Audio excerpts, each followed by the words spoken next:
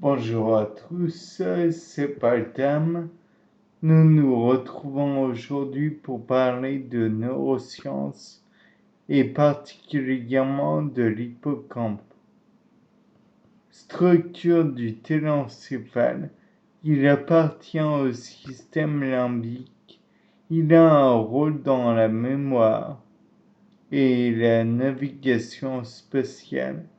Il permet la création de nouveaux souvenirs mis en mémoire grâce à l'hippocampe, bien sûr.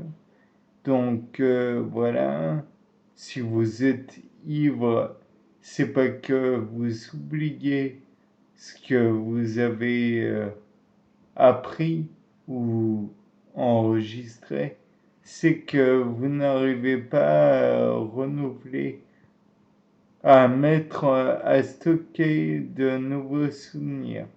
D'ailleurs, on voit que l'hippocampe a un intérêt dans le stockage des souvenirs récents, enfin un rôle à jouer dans le stockage des souvenirs récents, ainsi que dans l'encodage et la consolidation.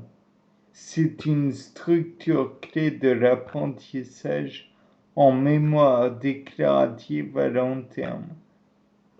Il agit dans la peur conditionnée contextuelle, puisque l'on se rappelle qu'il y a quelque chose d'effrayant.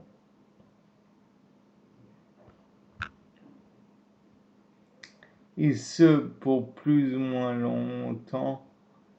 Ensuite, activation des cellules de l'hippocampe et du gyrus denté nécessaire est suffisante pour réactiver l'engramme et observer une trace amnésique. Bien.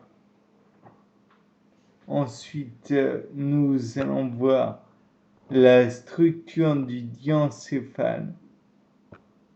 Donc le diencéphale, ou plutôt la structure diencéphalique. Diencéphale quand mammillaire, plus noyau dorsal du thalamus, impliqué dans la mémoire déclarative. Cela s'explique par la connectivité entre hippocampe et diencéphale. Enfin, amygdale, structure bilatérale, donc un amygdale, même s'il paraît multiple, en forme d'amande située dans la partie antérieure par rapport à l'hippocampe. Il est spécifique de la mémoire à contenu émotionnel.